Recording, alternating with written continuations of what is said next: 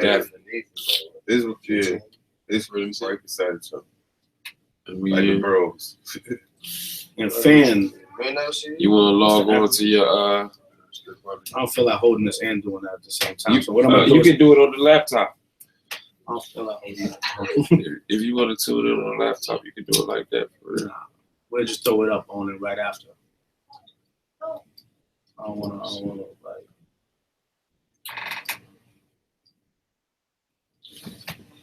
Before everybody sleep.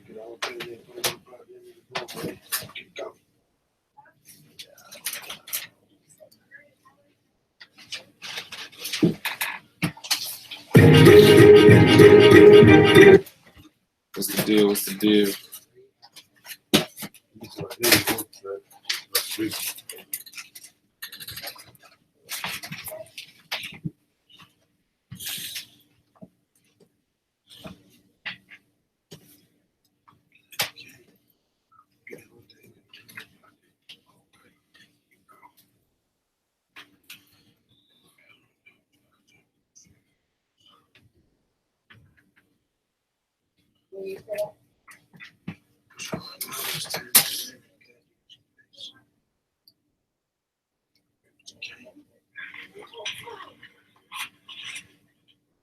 Two in the morning.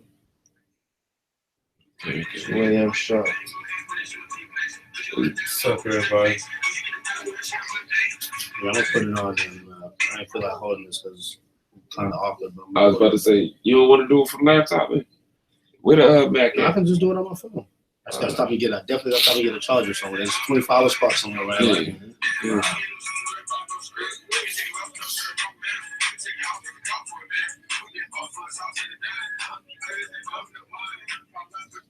Yo. What's the deal? What's the deal? What's the deal? Yeah. We rolling. You want give me a second for you to set your game up.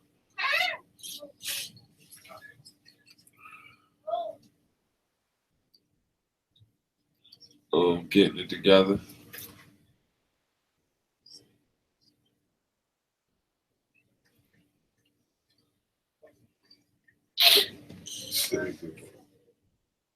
Oh, how? Yeah. What's the deal? What's the deal?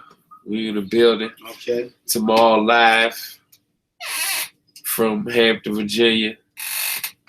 We got brother Sankofa in the house. Already.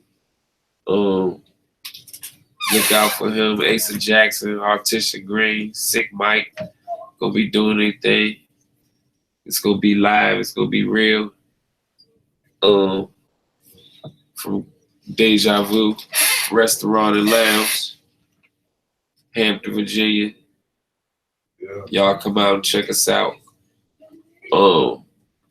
Also, if y'all wanna, if y'all can't be there, y'all can check us out on the Eventbrite.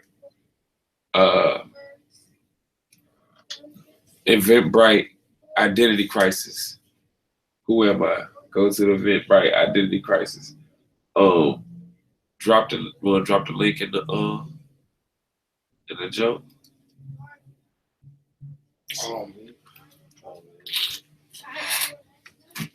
Yeah.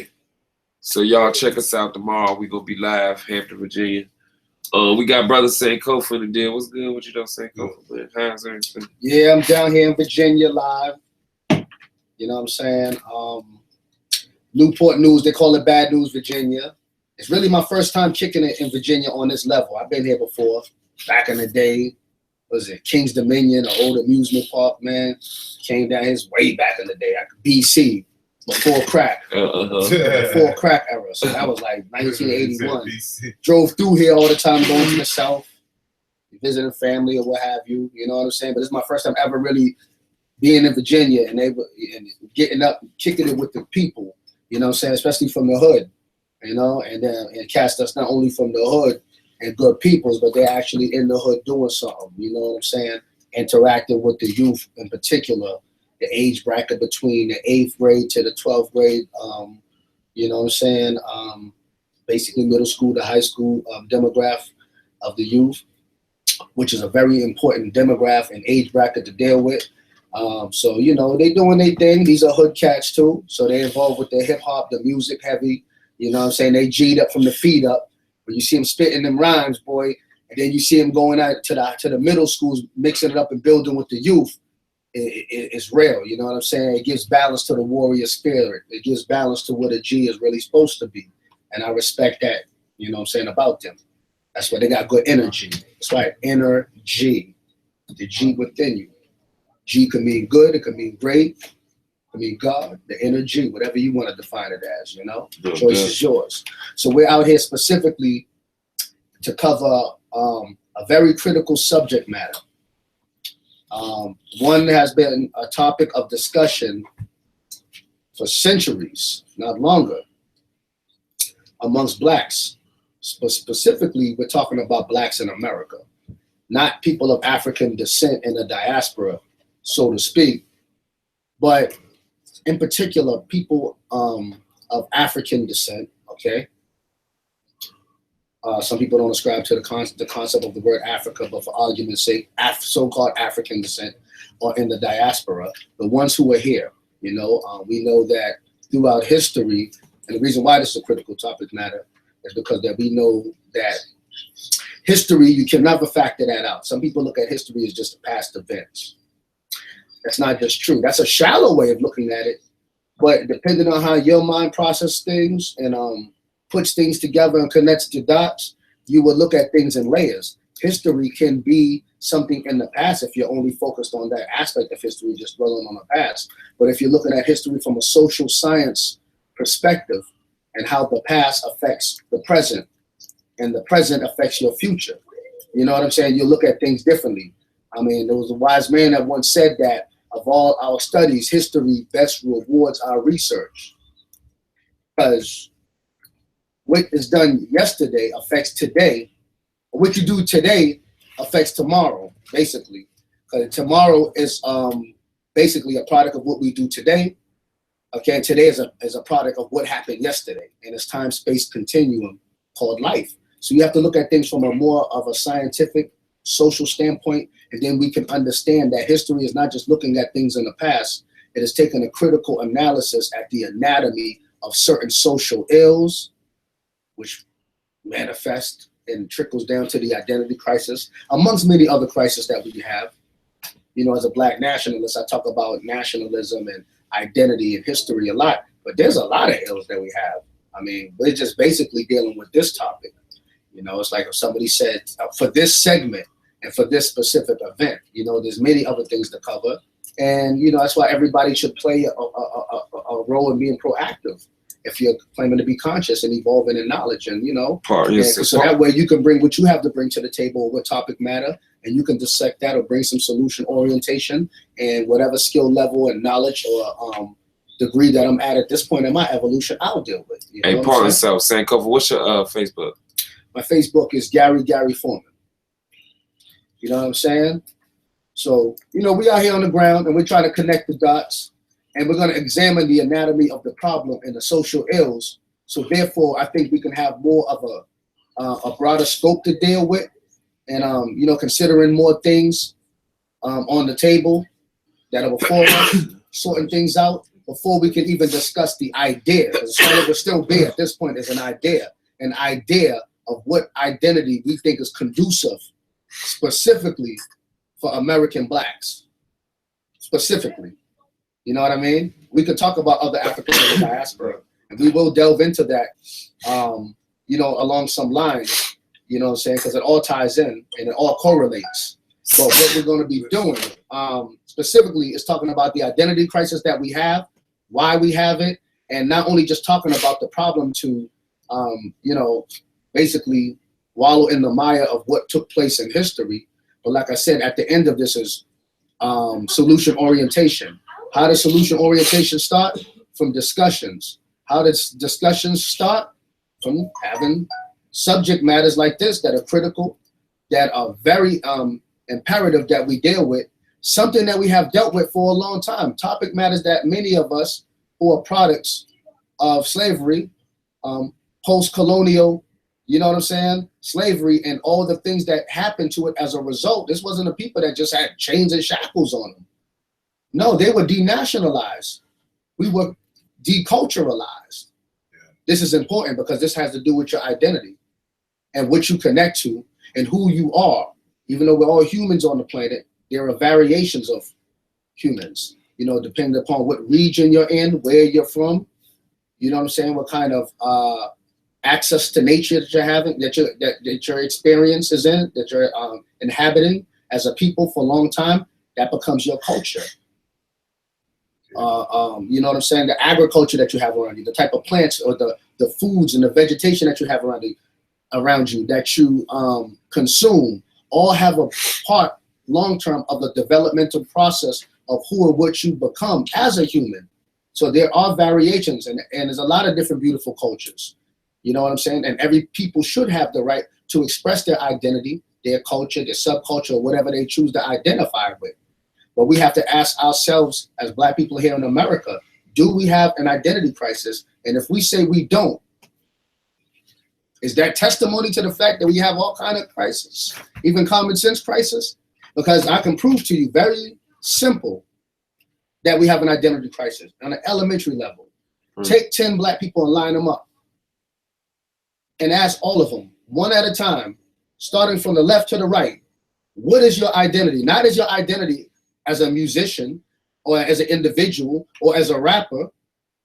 You know, some people are nigga. Like, they have their nigga mentality. That's what they identify with. So, nigga, I'm a nigga. I'm a real nigga. No, we're not talking about your individuality. We're talking about the greater collective that you tie into or belong to.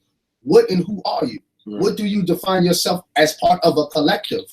Starting from the left to the right, what is your identity? Who are we as a collective? You'll have 10 different answers.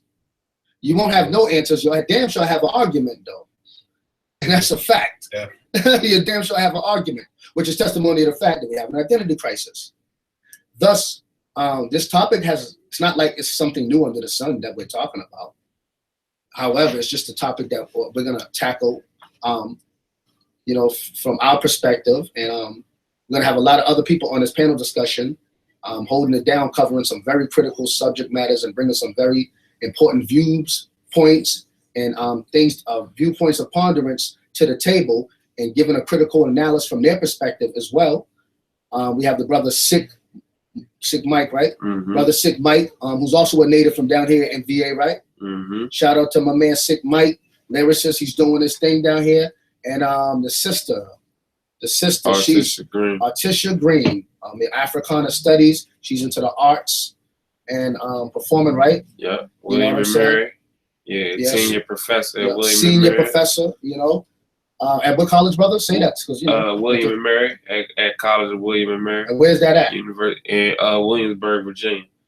So that's right down here in VA, you know. One of the first. Tell the history on it. Tell a little history on that, brother. I mean, share this with me. In case you don't know, you know, we in Virginia right now. Virginia. If you don't know, if you learned in your history books when you was a baby that the United States, that the new settlement, when they came to the New World, they landed here in Jamestown. Yeah. So if you know anything about if you ever been to Virginia, you know it ain't no water in Jamestown. This was the first established settlement. This was the first government on paper here in the new world, what they called what the Pilgrims called it. So yeah, if you know about the area, there ain't no water in Jamestown and that. So the water is really in Hampton.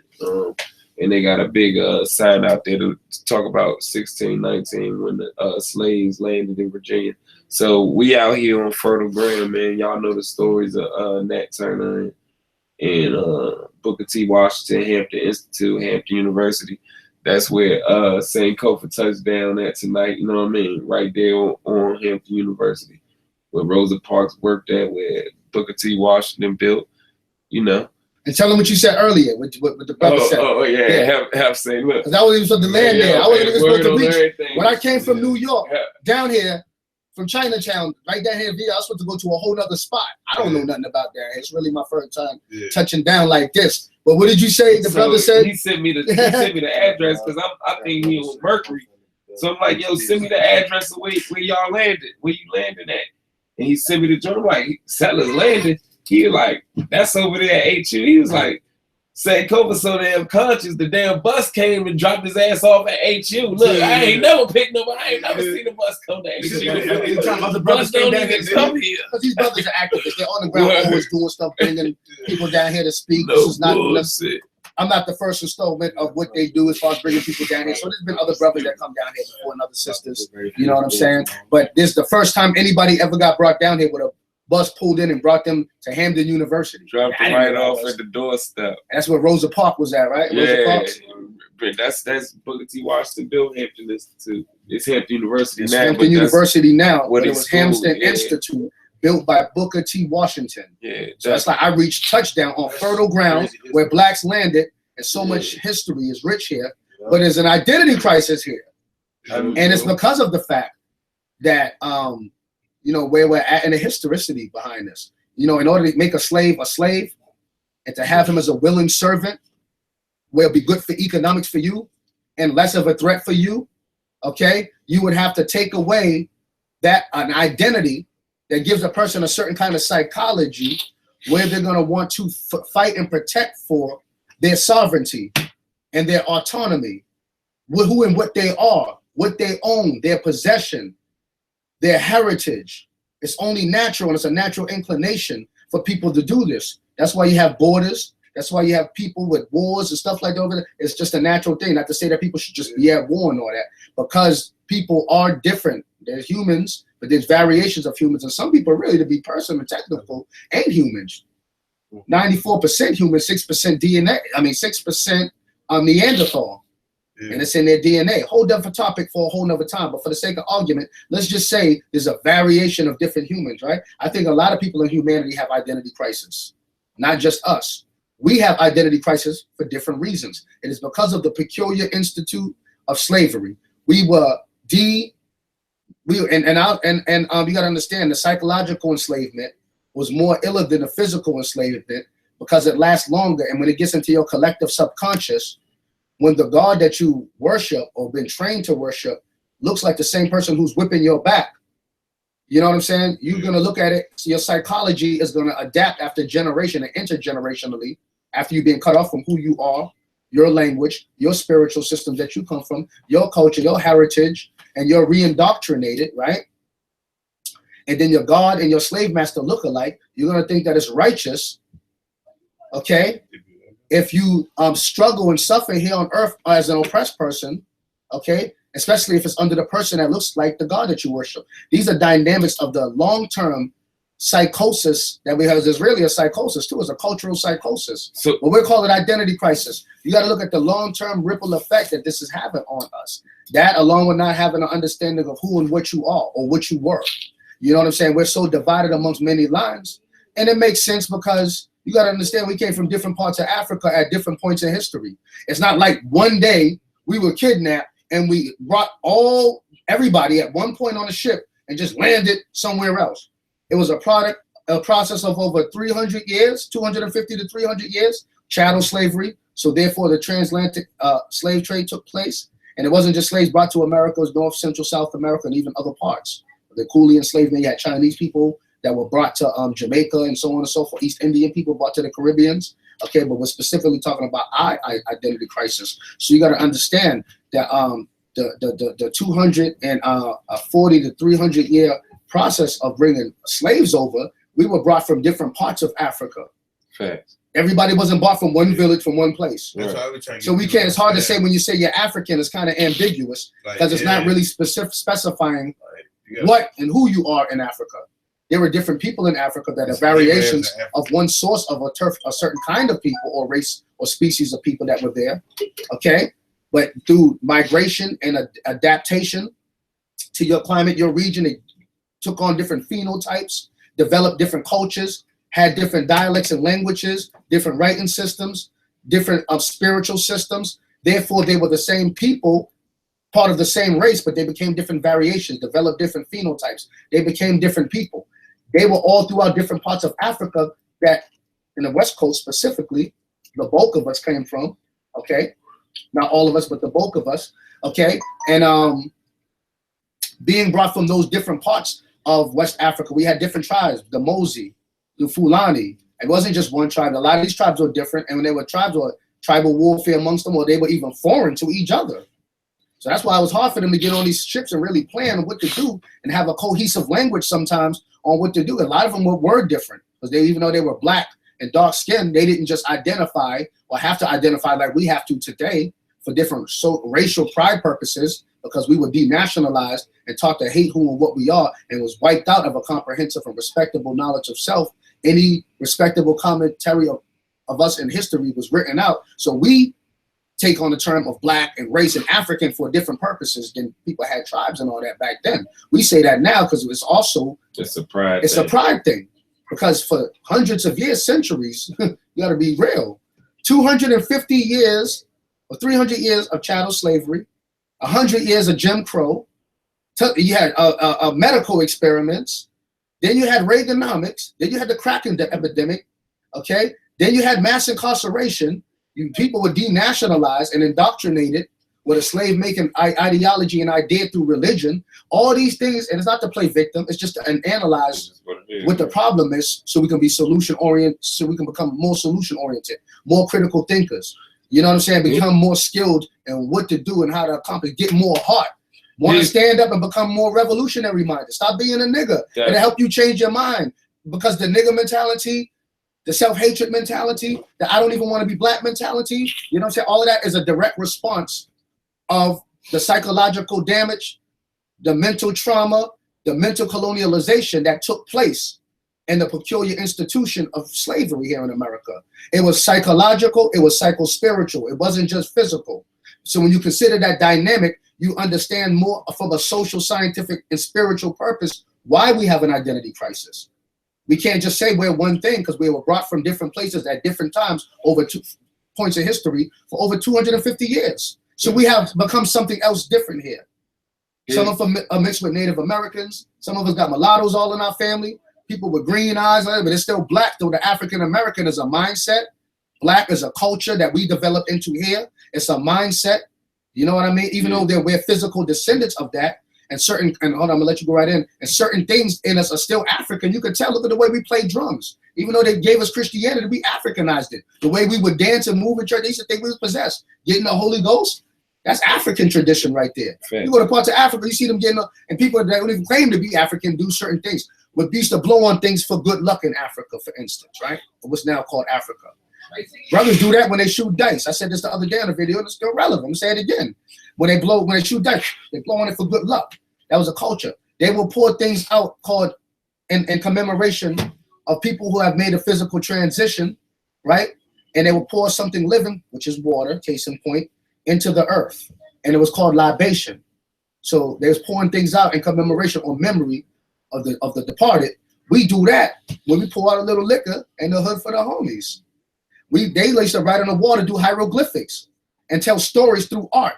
We do that, and we call it graffiti on the subways and buildings. So there's things that is innately and inherently in our psyche, in our subconscious, in our spirit, that is undoubtedly, you see remnants of that African spirit, that connection of who and what we are. But we have developed and become, through the process of amalgamation, indoctrination, being mixed with different other tribes that were different from Africa over a process of time, something that is peculiar and different that we have yet to redefine, redevelop, and determine who and what it is now. We have never had that discussion, and on a collective level as a group of people sat down and said, this is who we are, what we are to be now, and why, because it's conducive with us at this point in history. See, here's my question now.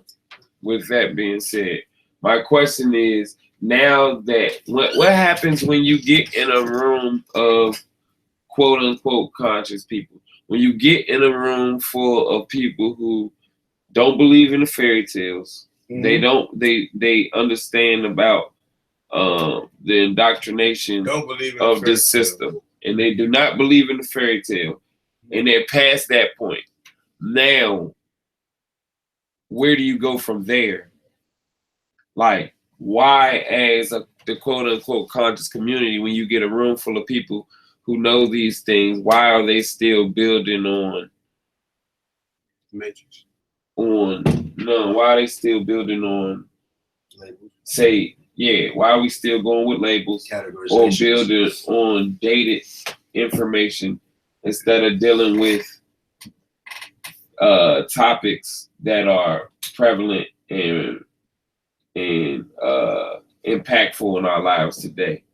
Yeah, you feel what I'm saying? So they can affect the future. Right, exactly. Like when a room full of quote unquote give an example for the people when you say fairy tales, just for some of the viewers on my page. When I say fairy tales, I think they got the gist of what no disrespect. Let's go in and be specific. To anybody believes, but it's just what it is. I'm gonna just say religion. Just say case in point. The school, these different schools of thought. You feel what I'm saying? All right. When we're past the fairy tale part of it, when we know who we are, when we talk about the conscious community or whatever, I feel like we talking about people who come in together who know what time it is. Like we pretty much got an idea of what is and what isn't. You know what I mean? We all know ain't nobody been to hell or heaven. Ain't nobody came back and told no stories. So we got to deal with what's here, right? But we're never gonna ever unify if we think we're gonna ever take that off the table. And let me tell you why. But what I'm saying is it's never gonna come off the table. This is what I'm saying. I know it's not gonna come out off the table, but what I'm saying is it shouldn't even be a topic of conversation. Is what I'm saying. We're past that part. I'm gonna agree with you. Fairy tale part. We passed that. I'm gonna agree with you. It don't even, your tradition don't even fucking matter to me. Okay, let's check this out. Your traditions don't even have nothing. And that's a very good, valid point. But I want to add this to the See, I'm gonna add this to the equation too, right? People's beliefs are never gonna come off the table. That's never. And when you say it shouldn't be discussed, I'm gonna agree but disagree at the same time. It should be discussed when it's necessary to be discussed, and amongst people who are willful participants in that discussion, for clarity, for understanding, for further insight on those ideas, perspectives, and principles, okay? In the right setting, okay? But there's something even the religious people believe in their book. Ecclesiastes chapter 3, verse 8. There's a time for love, there's a time for hate. I ain't even a Bible believer, but I still remember and know the scripture, right? There's a time for peace and there's a time for war. So I believe that there's a time and a purpose, therefore, for everything. So I think we're out of season with the topics that we're having. I think the time has come to seize the moment and pursue more important things, but then it goes back to by who? The knowledge of your circumference is the diameter of your activity. Everybody's not on the same level of consciousness. We get fairy tale-ish when we say the conscious community. That's sensationalism. Fact. There's no such thing as no conscious community. I agree. Name one institution, one corner store, or one facility where we can send our kids to cultivate them and develop them. That's what a community is. So let me tell you what it is. Let me tell you what we do have. We have conscious people, some who network, some who do their own thing in clusters, and it is impacting people. So there are conscious networks. We have yet to become a community. The concept of a community is abstract. It's something that is a visionary perspective, and we should say that, and we should will that, and we should hone in on the idea of a community, but we got to be realistic and unsensationalized about this too. The conscious community, when we say that, we don't have expectation management the way that we should. We think it's supposed to be this way or that way. There are different people. The conscious community, that's why a community is called a community. The word unity is in the word it's common unity. So there's going to be, you have to unify things that are not a unit already, right? So because there are different people on different levels and it's going to discuss different things, we have to go by the common things that will give us unity. And this is my point, is that when we talk about some people are going to deal with the religion. Here's my thing. When we talk about especially people in the church, a common unity, we're dealing with the community, we're dealing with a common unity. Yeah. We all came together off the fact that we're black. We started right there. Boom. That was our common unity, which gave place what people want to call a community, all right? But what I'm trying to say is your traditions don't really have shit to do with this, because that ain't why we came together. We coming together because we black, right? Because we have similar experiences. Those are traditions. We live in similar, no, like It's along some lines. When you say traditions, there are certain traditions we have, like hip hop. That's a tradition. Right. Like the way we talk, the slang that we use. Right. There's the shit that we like. But certain things. the way that Just you who worship. we are. Right. The way but that we do. Yeah. So what traditions? This is what I'm trying to talk about. Talking about religion. Yeah. This is what I'm trying to talk about. Your worship traditions. Oh, okay. This is what I'm trying to say. Like the way you worship. So the people know. It really don't really have anything to do with where we trying to go with it. You feel what I'm saying? Well, some people, it might make them a better freedom fighter because some of our best freedom fighters were people that had religious traditions. Nat Turner was a Christian. Right. Elijah Muhammad is a Muslim. Right. Khalid Muhammad is the Nation of Islam. Dr. King was a Christian. Martin Luther. I think what we're doing now is, see, sometimes it's not what you believe in, it's how you believe in it.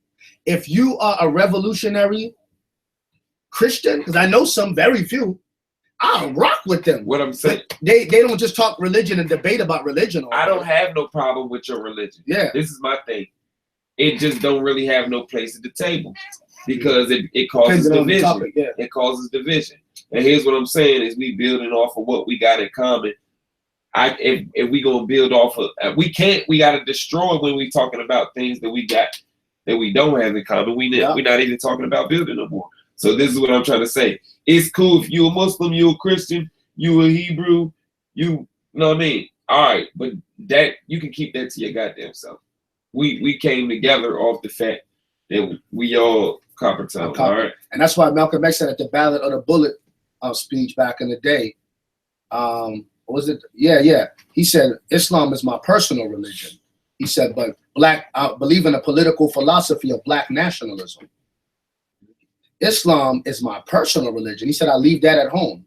He didn't literally mean he's not going to come in there wearing that on his sleeve. And he can't deal with you or come together with you on a common ground basis, like the enemy have a common oppressor, because you're not a Muslim. So I'm not going to fight for you. No, he said, I'm going to leave that dynamic of it on the back burner as it pertains to political philosophy of black nationalism. Schools, economics, you know what I'm saying? Business, things on that level, we need to kind of build as an infrastructure. That's what he meant by black nationalism too. But some people think the symbolic black nationalism, like let's stand around and say we're black and pump our fist and relish and be happy in the fact that we have a great past. No, that's symbolic, romantic black nationalism and black history. He was talking about being proactive, proficient, and being like, you know what I'm saying, on the ground with it now, like what y'all are doing. For instance, case in point, my people right here are grassroots. So they're like the Cubs in the bushes, like what Marcus Garvey was talking about. See, and I can understand why he's saying you got to leave things at the table. You know what I'm saying? To some degree you do. So to certain degrees, it's going to be kind of hard to completely for some people to leave that. But that's why you have to have, when you have things, you have to have certain people at the table. Everybody can't be at the table anyway. So when we say the conscious community, we talk about being at tables. Who's qualified to be at the table? Who's choosing these people to be at the table? And then should everybody be at the table? No, because the people that's supposed to be at the table is not going to be arguing about no damn religion. Yeah, and keeping them divided over that. But see, the common people will always do that.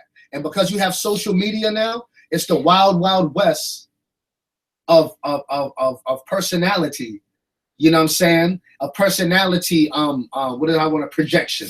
Yeah. You know, people can be anybody they want to be on social media. You can go in. See, like, so everybody has a message. Everybody's debating. Everybody has a view, and it's kind of getting like caught up in a lot of nonsense where that seems more prevalent. See, I think a lot of the problem is like people forget about the action. The actual work has to be done. It's a lot of people who wanna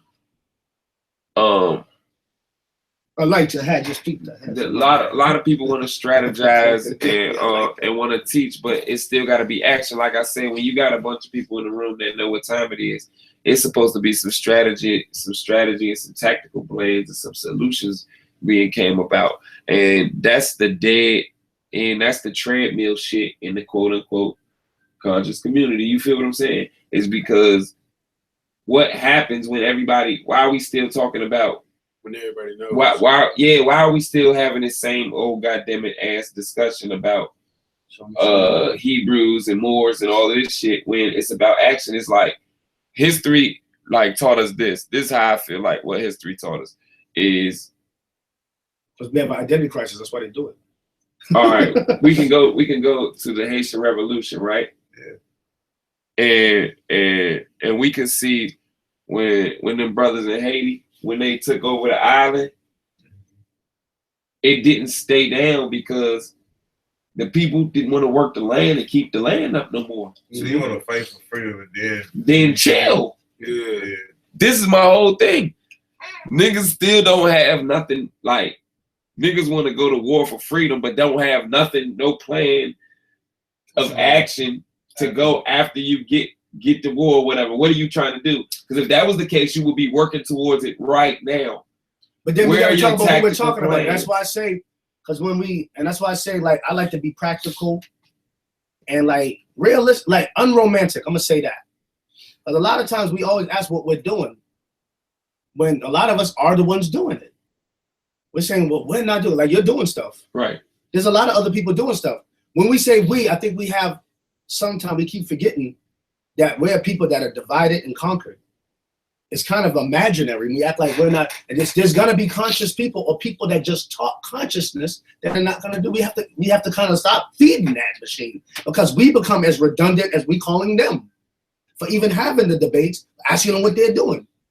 Like, as long as you're proactive and you're doing something, you're teaching and playing your position, that's all that matters. Because there's always gonna be that element of people who are going to debate about religion. And on some levels, it needs to happen. Let me tell you why, from my opinion. On some levels, and that's why I said there's a time and a place. I would never completely take anything off the table at this point.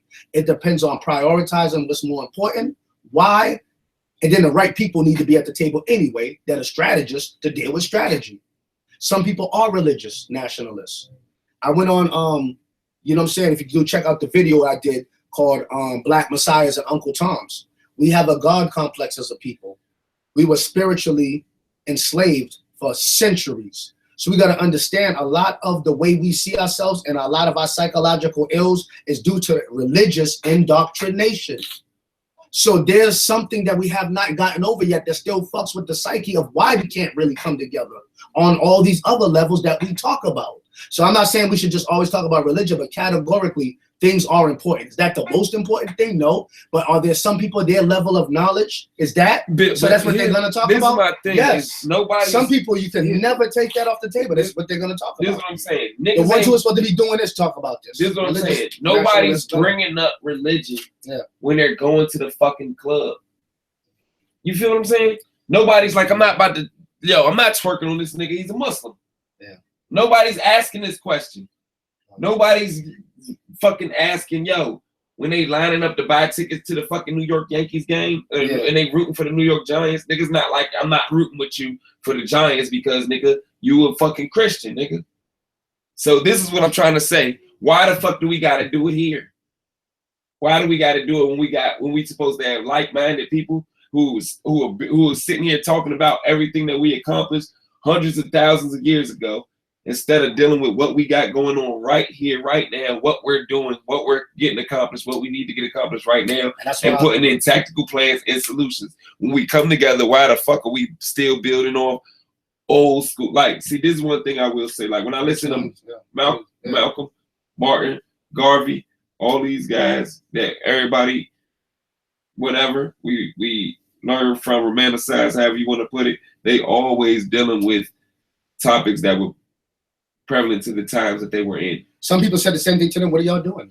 Because everything happens in stages. And black folks, if you say anything, no, I'm not saying what are you doing. They were dealing with with what was going on at the time, in their times. They weren't sitting there building on what was going on 2,000 years ago.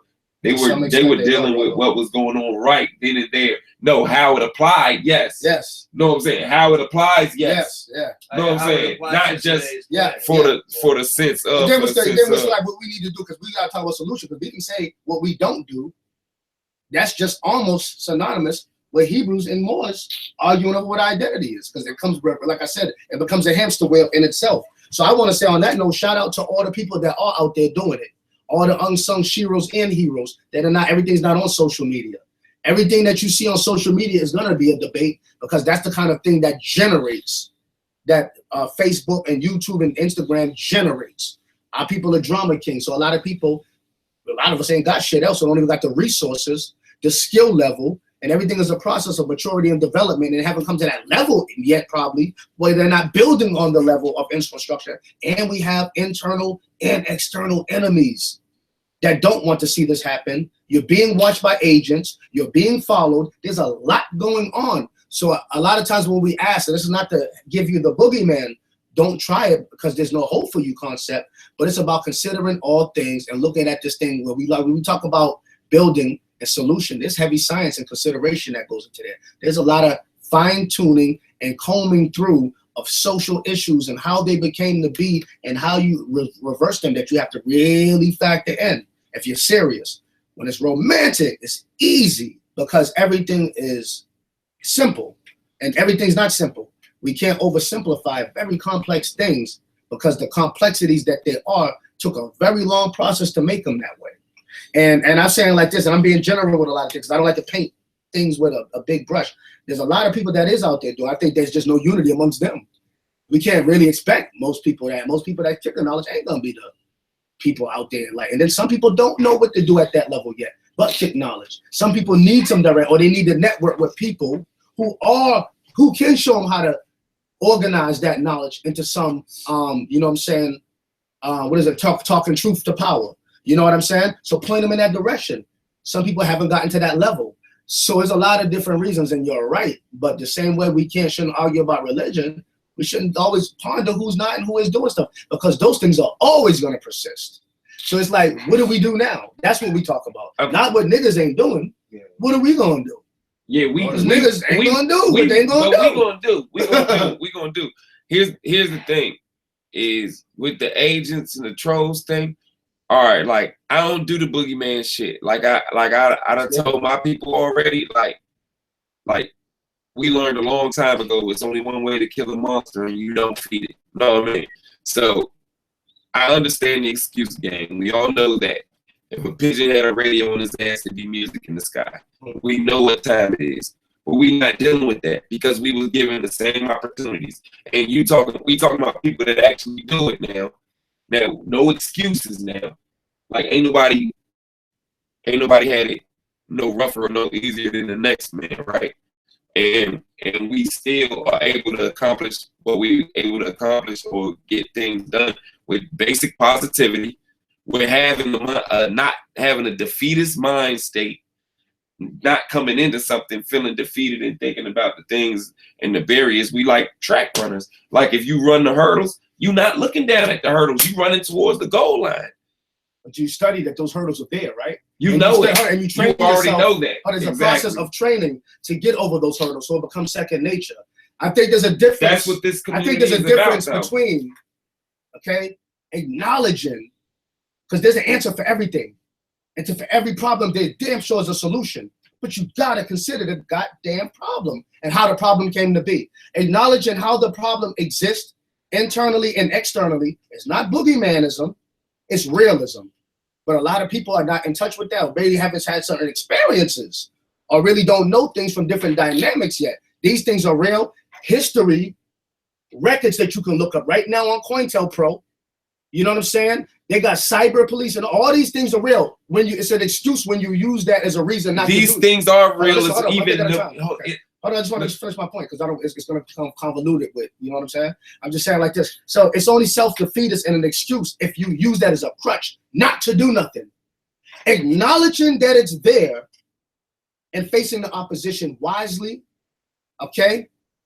planning, being strategic, knowing what and what not to say, goddamn it, on camera about what you're planning to do anyway. All these things is what you got to consider. See, that's a level of maturity, experience, knowledge, and really kind of involvement with things. Those things take place over time. There is a such thing as the conspiracy theorist that's going to use an excuse to be a self-defeated.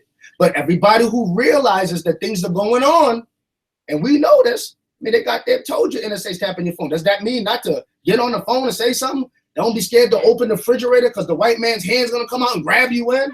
Nah, that's nonsense. But to act like they are the self-defeatist people, and then they're all the realists. It all depends on what end of the pendulum you are, on how you think and how your mind works. That's all. the thing is, because COINTELPRO is real, is the reason why we should be past that point. Because that was 40. Get past it, just acknowledge it's real and be careful. No, this is what I'm saying. Yeah. That's why we know. That's why we tighter now. Yeah. That's why we know how to move now because of COINTELPRO. So to be still having that as an obstacle is, to me, Niggas still don't get it though. Look at us. But look at who. We gotta stop looking at them. We gotta start looking at the ones who get it. That's the problem. That's the problem. That's the problem. Here comes the treadmill right here. Yeah. It's because we still building off the shit that ain't working instead of building. So what's some of the solutions we do? Because we can talk about what the problems are. Some of the talk about what the problems are forever. That's what we getting to right now. Yeah. Some of the solutions are building community. That is the solution. The solutions are, how do we do that? Having tactical plans and organizing. Because this is what Black folks don't do, is put things down on paper. When you see the common denominator in things is the paper. It's written down of success. Which Black people don't do this? No, I'm just talking about in general. Like, the reason why we think we don't have a doctrine or a creed or there ain't no law or there ain't no this, because it ain't down. It's not of that. You feel what I'm saying? Like when you go to Walmart, there's already a set of rules and what everybody has to do already. Nobody comes into work at Walmart and have a question about shit. Nobody has when you go to work at fucking Chili's or Wingstop or whatever, there are no fucking questions because all the rules, all your duties, everything is down on fucking paper. So how do you expect your system to work without having the same structure? Now, what if somebody was to tell you this? What if somebody was to tell you this? So listen. Without organization. Okay, no. What if somebody was to tell you this, right? Because I like the point that you just made, which leads me into this point. Because you said there's nothing down on paper, right? What if somebody was to say that there's more Black authors and scholars and writers on different topics, from economics, to history, to check out the Blueprint for Black Power, one of my favorites, city sovereignty, Professor Reggie. You know what I'm saying? There's more books out there than there are actual leaders. So there are things on paper. See, hold on. And then when things were on paper, when Garvey was here, you know what I'm saying? There was internal opposition, external opposition, and self-doubt. You know I'm talking about a system, not a theology. No, I'm talking about a system on paper. No.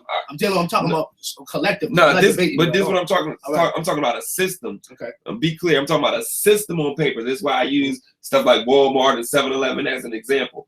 Because people talk economics, because like I watched the debate the other day, and people talking economics, they be talking about money. Money ain't fucking economics. Money's a piece of economics. It is. But money is not about economics. Economics is about choices. It's about choices. Number one is economics. That's an actual fact. This is what people don't understand, because I can give you $1 million fucking dollars. If you don't make the right choices, the money ain't gonna make no goddamn difference. It's about supply and demand. Where it comes is scarcity. This is economics. Scarcity. How much of shit is it? Like the reason when it be less of shit is worth more. How the supply and demand, where it is. Tie how identity crisis and might tie, because this is what we're here for, the identity crisis. We want to tie into it. That's what I would like to do. Because we already know what the problems are. We've been articulating what the problem is and who ain't doing what. And this nigga didn't do that. Lucky Leroy said that for years. We've been doing that. Okay? All of us do that. It's crazy. It's too redundant. So my thing is this. For a people, right, that have an identity crisis, this is the topic matter, could that possibly tie into, when we really know, I study history. I'm not even going to and toot my horn about all the books and all that I read, because that's neither here nor there. But one thing I learned about studying is that, and you can't learn everything in a book, and everything's not true because it's in a book. Like I used to always say, I eat the fish and I spit out the bones. I put things in perspective. I'm a very critical thinker. I'm not one of these shallow dudes that's romantic about none of this. You know what I mean? So I like to look at things in perspective, and I have to put this in perspective. For people that have been conditioned, we talk about the condition and how we've been divided and trained not to own property, not to marry, not to say that none of this is a problem for, I'm not saying everything ties into every problem, but conditioning, which is real, and goes into the science of the mind. If you consider that's real, if you don't, then that's how your mind works. It is what it is. But if you really consider all these things, how we were socialized into being that, if you consider under Plessy and Ferguson, right? Give you some history. and I bring this up often, look this up under the Plessy and Ferguson, and Congress passed that act, which was basically saying that blacks were separate and whites were separate but equal. This was in the late 1800s. You know what I'm saying? You had the Freedmen Bureau, all these different things that dealt with blacks that were freed, okay? Right. And there was laws on what you can own, how much property. There was limitations on things. Some people say, well, that was the past. Well, let me tell you something. Even though it was back then, it was a turbulent time, more hangings, more blatant racism in your face. I mean, it's bad now, but it was crazy then. You had more black inventors. We had owned and operated in the year 1900 over 200 black hospitals. Did you know that? Now there's about 3 that we own and operate, if that much now. Owned and operated more farmland back then, had better family structure and family value. And this was during that time, and segregation. During the time of integration, because we have to factor in all these things. We can't cherry pick on what's wrong, absolutely. If we're talking about collective issues that tie into the dynamic of a collective identity crisis, we have to put into perspective all the things that went into, and still persist in keeping these social ills, these learned mentalities, and learned mentalities are reversible. So when I talk about the problem, there's the flip side of that is a solution orientation. That's why I even say black power. I'm gonna say it again. When I talk about the problem, on the flip side of that coin is already a blueprint or a visionary perspective of a solution orientation. That's why I even dare to say black power. It's not just some damn slogan to make you feel good, you know what I'm saying, and give you a natural high. This is something I really believe in as a visionary. So I like to look at the anatomy of all the things that cause our ills to factor things in, because I think a lot of times we underestimate how sick we really are and why. And I think a lot of us, we make valid points. I don't try to win points and debate over points. If anything, we should be talking constructively. You wouldn't dare do that on camera unless you're stupid, or you really think there's not an opposition out there internally and externally about everything that you're going to do in detail. But we need more people that are skilled. And I'm not arguing with you. Let me just finish my point, because you're kind of chiming in my point, and I'm not even finished. I just want to finish that before I lose my train of thought. You know what I mean? So, like what I'm saying, this is a collective point. You know what I'm saying? We have to consider a lot of things when we say an identity crisis. You know what I'm saying? We got to stop marginalizing it and not looking at everything or assuming a person's perspective means something totally different that it doesn't. It depends on the individual, what their level of commitment is in this, and a lot of other things. So we got our work cut out on us. And then sometimes an identity crisis is people's methodologies are different. A lot of us will never unite because we don't see it this way, like you see it, or it shouldn't be done this way. I see a circle, nigga, you see a square, even though it all equals 360 degrees. Like, you know what I'm saying? So we have a lot of that too. So along with identity crisis, tradition, religion, people's perspectives is a religion. How they see things. If you disagree, sometimes that could be a grounds for division again. Because we have delicate unity along the lines we do have any unity. Because we have been a people so divided so long. We ain't used to being unified, and we're not used to dealing against oppression from a position of power. We're not used to dealing with our opposition from a position of power. So a lot of things we're talking about is romanticism to some degree. And a lot of people that did come to dare to do it are political prisoners now, are dead underground now, or forgotten about now by a lot of you romantic niggas. You know what I'm saying? That's why you're not going to fight on the line. Like my brother said, they're going to just romanticize and debate about things. Easy. And then for some people, I'm not going to knock you. That's the level of where you're at, and do what you do. But the people that are strategists act like a strategist. Those who claim to be scientific, use some applicable science for some solution orientation that we need. You know what I'm saying? Everybody don't have the same gift, skill level, commitment in this, heart. You know what I'm saying? It's a lot of different levels, even though the consciousness, there's different people on different levels in this. So the people that need to be networking along the lines that they do need to be are the ones that need to be connecting where they can. There's levels to this shit. You know what I'm saying?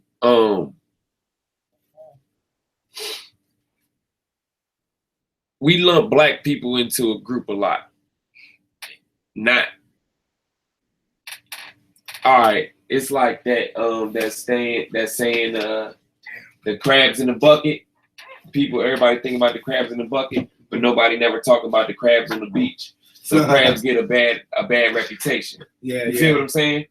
Because you're not talking about crabs being in their natural environment. That's right. You feel what I'm saying? So where people Like, I'm gonna just give you this example. Like, say when slavery ended, a lot of black folks ran to the north. These people don't really own the land. Like my grandparents, they own their house. Like we used to people owning their shit. Yeah. Like here, we get grants, and it be from black people, and it'd be black people in the city council, because they stayed and they run their town. That's what's up, though. So this is what I'm saying. Everybody can't lump all black folks up into one group and say this is what it is for black folks when you ain't getting around meeting black people. That's right. Because if you want to keep it real, like Atlanta running shit, and this is a black town. It's a town full of black millionaires. Atlanta got it popping. Yeah. And not only Atlanta, but it's a lot of other places. A lot of South too. This is what I'm saying. Yeah, this is where you come to get it popping. You know what I'm saying? Let's just, so everybody can't just assume that everybody's in under the same, because we got a whole lot of niggas ran up north and got lazy and complacent. Yeah, but this is what I brought in to begin with even talking about the Haitian Revolution. Yeah. When I started this off is saying that people want to fight for freedom and ain't got no plans, no strategies to do shit after that. They want to chill. And y'all trying to fight for freedom and chill. And then if this is the case, if it's not, that's not the case, why aren't we doing these things now? We talking about 100 years deep now, and we still ain't got no schools. We still don't got these hospitals. Like, we're familiar with from slavery to the Black Reconstruction era up to the Civil Rights era. But this is what I'm saying. We're too familiar with that shit. That shit is so old now. That shit is 80 years older than me. So it ain't like it's new. That story ain't gonna change. That story's been there. You feel what I'm saying? Why aren't we learning and changing? Why are we still talking about that story? We still talking about what we used to do. Why aren't we applying these things and building the family structure? Why aren't we building these edifices? Why do you think not? Why do you think not? Because you were asking why. Why not? Why No. We are, but the ones who perpetuate the black status, they're not. What about the ones that are doing it? Talk about them. Talk about the impact that they're having and why they're important. This is what I'm saying. You don't want to keep talking about I'm trying to say the system has set it up so the pessimists are in the front. The people who are actively like, I can take you right now to a black millionaire, grew up in the projects, used to smoke crack, all that shit, and fucking today, right here in 2017, she owns fucking 4 big ass commercial real estates on Jefferson Avenue in her business, making $1 million a year, which ain't a lot of money, but it's a lot of money. You feel what I'm saying? A lot of money to me. So this is what I'm saying, like in the whole large, what I'm saying is in the larger scheme of things, when people want to go into the people, the Googles of the world, it's not a lot. But in real life on the ground, this shit is real. You feel what I'm saying? And she ain't the only one though. But we not building with that.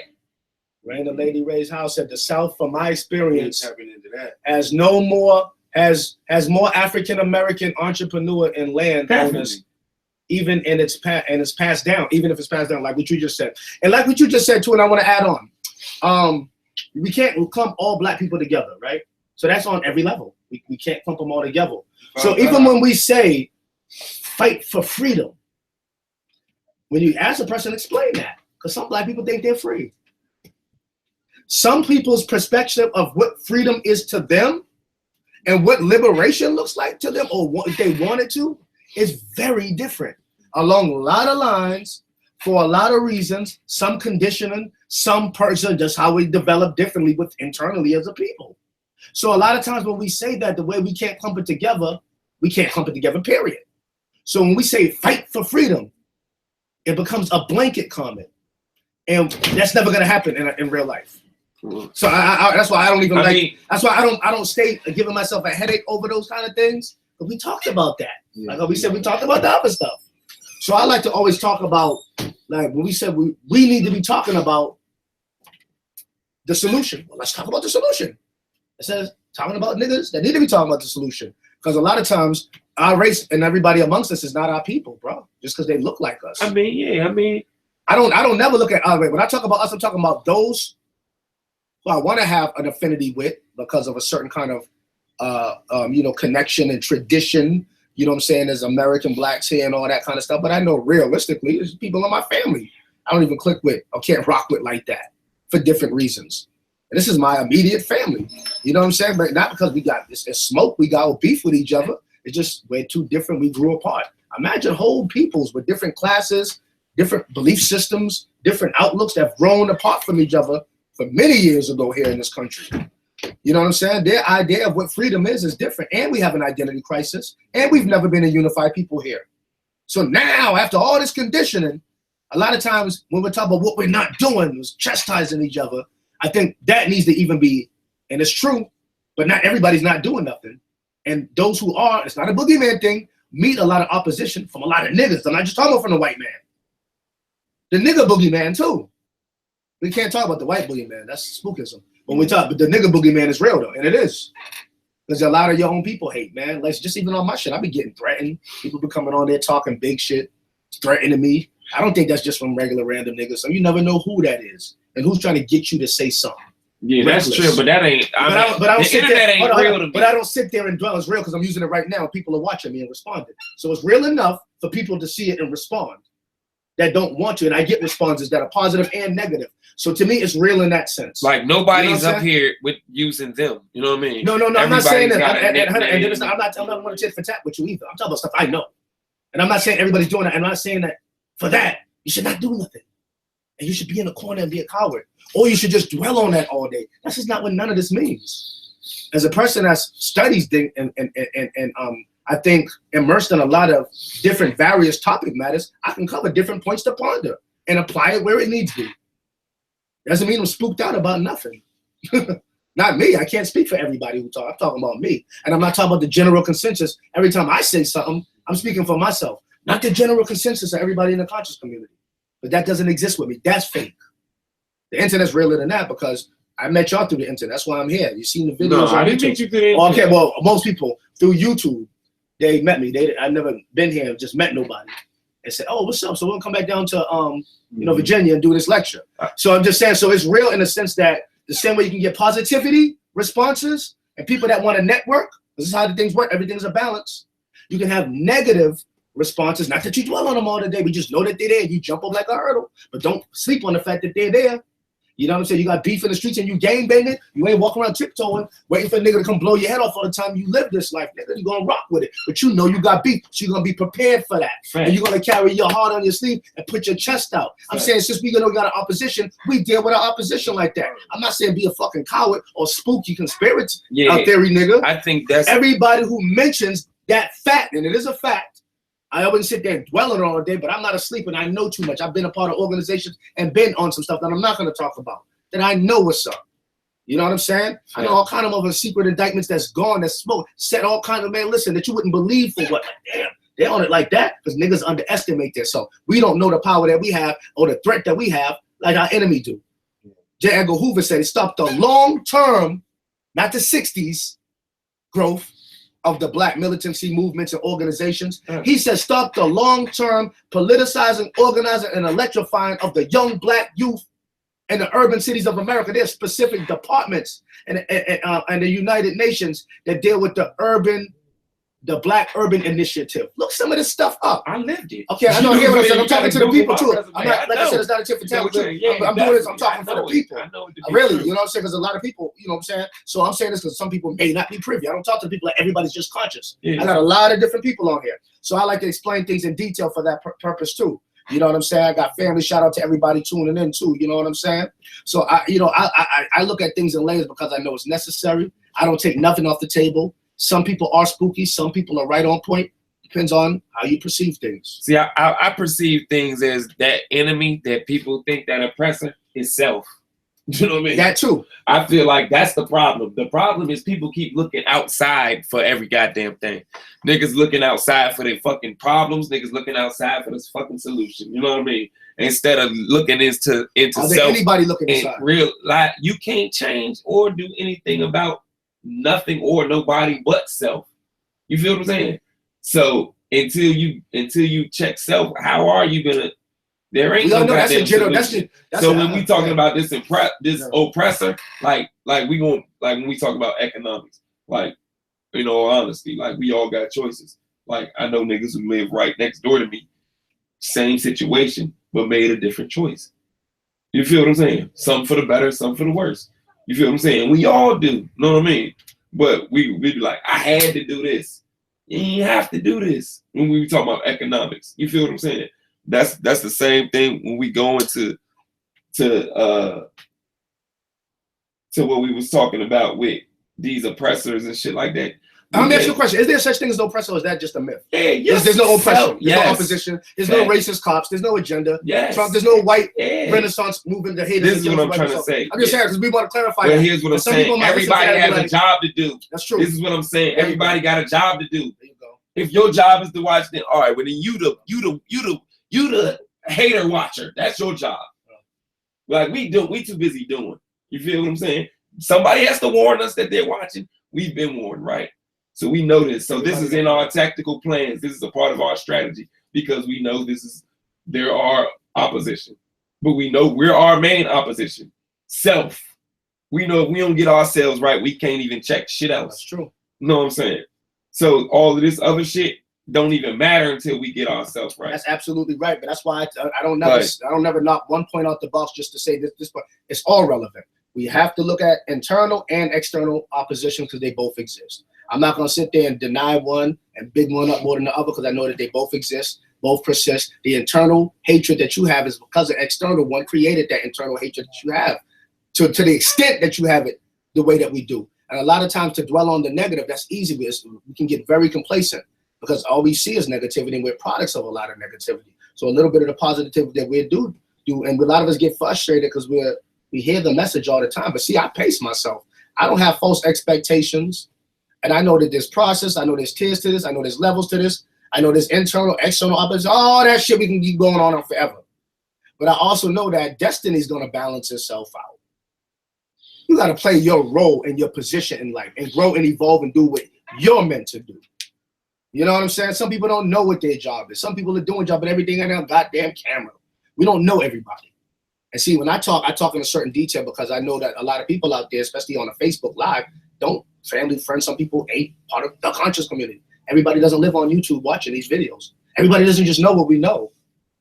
The same way, then there's different grades in school. Just because you're both in school, like just say conscious communities in school. There's K1 in school, and then there's people with doctorates, so-called in the conscious community. There's no nothing. The is a definite article. Hey, the is absolute. It's all encompassing. So if we're not all one thing, there is no nothing. So I look at it like this. Mommy Rika just said some real shit. EIN numbers are free, and I agree with that. Me and Jay Biz was just having that conversation. What he say? He said we gotta move all the pacing. EIN numbers are free. You know what I'm saying? They are. You know what I'm saying? What does that mean?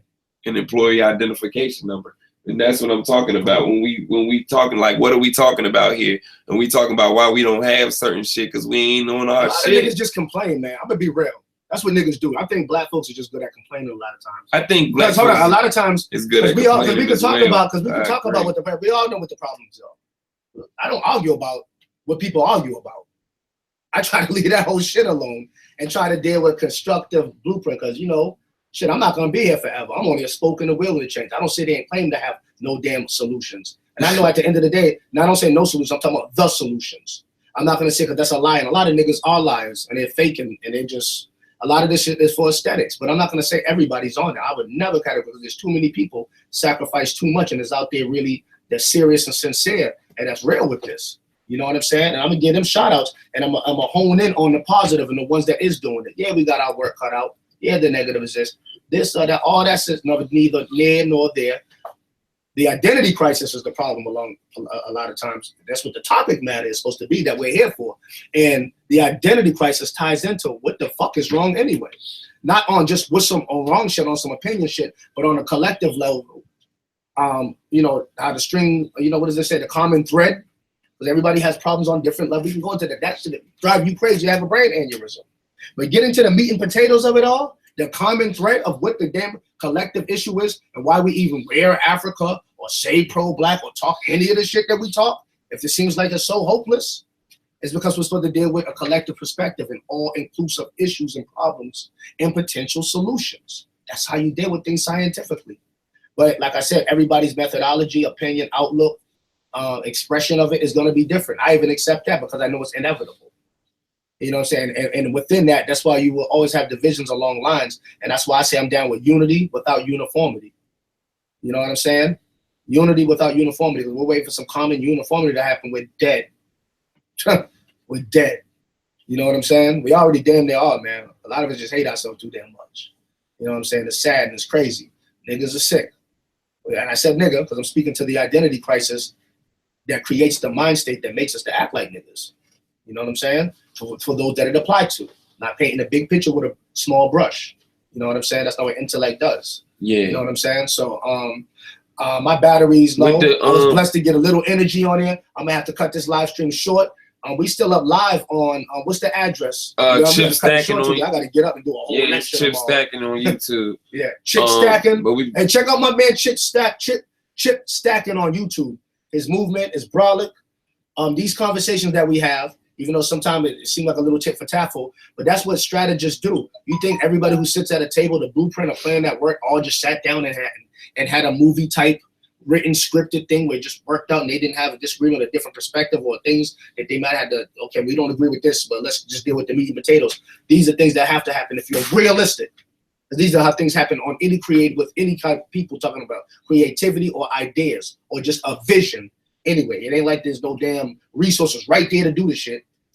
You know what I'm saying? Everything's a process. So it's good that we have these topics because it's healthy. And my man's is really on the ground doing stuff. He's in the music. Our people are in the music. How are you going to reach the people? Through the biggest thing that's captivating the minds of the people as far as their attention. Music. My man's heavily entrenched into it. Fire music. It's G'd up. It's conscious. It's politically charged. He's dealing with the youth out here in Virginia. What is the high school again? Oh no, we don't have a high school. We got a nonprofit. We got a nonprofit program. Okay. I thought that was in the high school. Okay. Yeah, that's because we use that high school to do that workshop. What is the high school that y'all do the workshop in? We don't do a workshop at a high school. I thought you just said you guys. Okay. No, we use the school to do that particular workshop. But we do workshops at many schools. And stuff. Okay. They got many different high schools. Yeah, we got our own program. We got our own facilities. How many children? Google us, look us up. 75 children at one point. Yeah, we had 75 kids. We did workshops for Hampton and Newport News City schools. Yeah, man. I seen the video, the movie, the documentary. So if you check out, you know what I'm saying, the event tomorrow, it's gonna be pay-per-view live stream. You know what I mean? Definitely tune into that. Check that out. What's the event? It's called Eventbrite. Eventbrite.com, man. Eventbrite.com.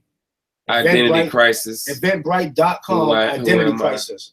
Identity.com. Identity crisis. Check that out. Check out Chip Stackin. My man is definitely a voice that needs to be heard. His movement, because it's not just him. You see him here for the most part, but there's a lot going on. You know what I'm saying? There's a lot of brothers who play positions. You know what I'm saying? And what he's doing is a movement. I see that just from coming down here and rocking with them briefly. You know what I'm saying? And then at the event tomorrow, you know what I'm saying, we're going to talk about this topic more. It's going to be a panel discussion in a more controlled environment. You know, so, you know, it's going to be more people talking, you know, one at a time, getting to their point. And then, you know what I'm saying, wow, next person going to their point. And then we're going to have the actual documentary movie on my man right here, his movement and what they do, which is definitely going to be something that you want to tune into, definitely want to see. And can definitely, all the stuff he's talking about, what we need to be doing, he's kind of showing you. That's why I was saying that there are people doing it. I'm talking about people like him that are unsung. Sometimes we don't even, you know, about tooting your own horn, but sometimes show them how it should be done on whatever level, resource, or ability that you're able to do it on. And tomorrow, my man's going to show you what that looks like. I got a chance to check some of it out today. And then some of the people that's coming to the panel, we're going to bring it to the next level. We're going to talk about the identity crisis. We're also going to talk about the blueprint for identity solution. All right. So make sure you tune in. Eventbrite, identity crisis.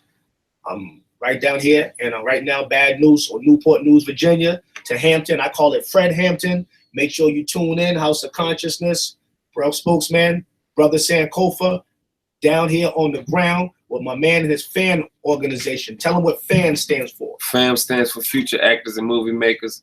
We out here, man. Y'all check us out, man. Dailypress.com, man. That's the newspaper out here in VA. My mom opened up an art gallery out Phoebus. It's opening up on March 2nd. They just did a piece on her. Y'all Google my little brother art gallery, gallery 6670 Gallery in Hampton, Virginia.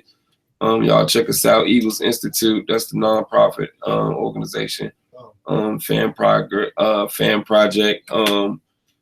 Can Foundation, Contemporary Arts Network, 501c3. Y'all just Google us, man. We out here, man. We doing this shit, man. Google us, look us up, YouTube, whatever. You know what I mean? We out here. Yeah, it don't stop. It's just getting started, man. Yeah.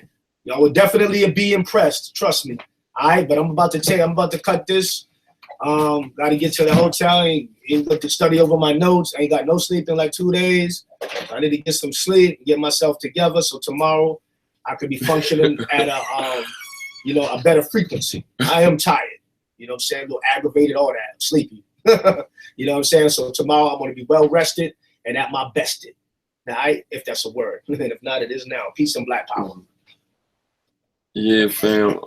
We about to get ready to shut it down for y'all. But look, if y'all can't, I'm gonna drop the link in here for me. I'm about to drop the link in here for y'all one time. Y'all share the Eventbrite link for me. If y'all could be in town, y'all come check us out.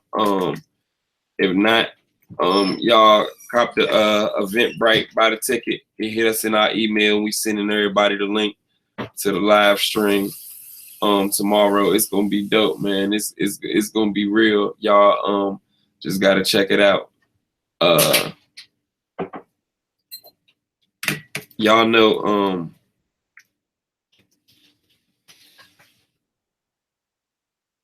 3:15. Shit. I ain't know that. Time flies when you talking, boy.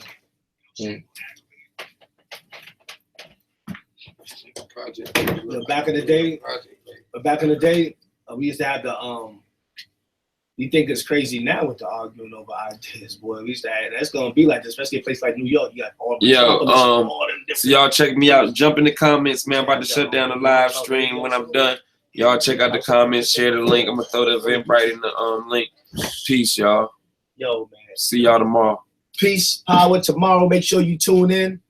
Be there and be on your square. It's all going right? down. It's going down.